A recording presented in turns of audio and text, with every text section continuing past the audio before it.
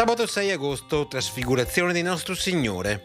È il 218° giorno dall'inizio dell'anno, ne mancano 147 al termine. Il sole sorge alle 6, tramonta alle 20:32. La luna si leva alle 15:24, tramonta a mezzanotte.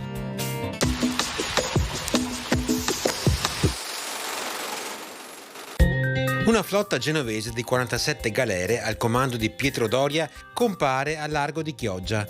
Segna l'inizio della famosa battaglia che durerà fino al mese di giugno dell'anno successivo.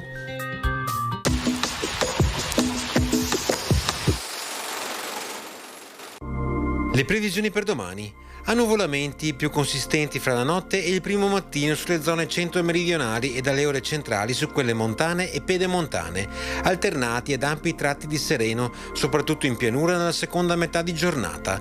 Precipitazioni tra la notte e la mattina, probabilità medio-alta sulle zone meridionali e centro-occidentali di precipitazioni sparse, anche carattere di rovescio o temporale, con possibilità di qualche fenomeno intenso. Dalle ore centrali, probabilità medio-alta di rovescio temporali sulle zone montane e pedemontane. Fenomeni in prevalenza assenti su costa e pianura centro-orientale. Temperature prevalentemente in diminuzione, salvo locali aumenti delle minime in vicinanza della costa.